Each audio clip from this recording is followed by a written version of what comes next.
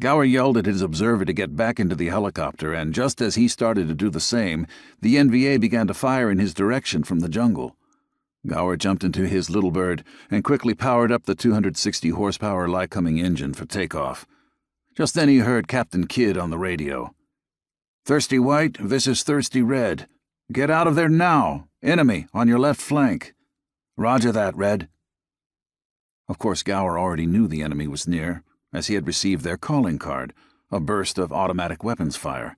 He rolled the throttle control and brought his Little Bird up to full maximum power, and then pulled up on the collective control for a straight vertical takeoff.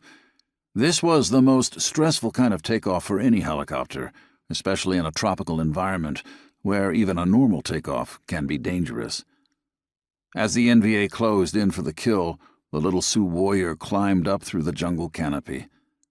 As Gower cleared the treetops, he swung his bird around and lowered the nose, firing a long burst from his twin M60C 7.62mm outboard machine guns at the enemy. That suppressive fire was just enough for him to make his getaway.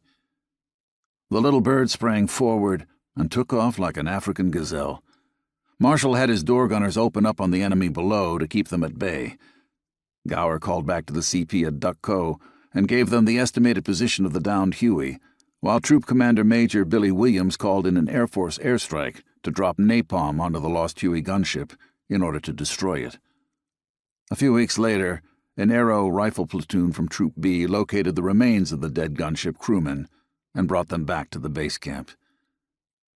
Rumors spread all over the 1st Cavalry Division that the gunship crewmen had been mutilated and tortured by the enemy. Those kinds of stories only made crewmen like me very nervous and scared. In reality, the bodies had probably been attacked by the many wild jungle animals, insects, and other creepy things on the jungle floor, causing them to appear as though they had been mutilated. The facts of this story were related to me by these 2 very brave pilots.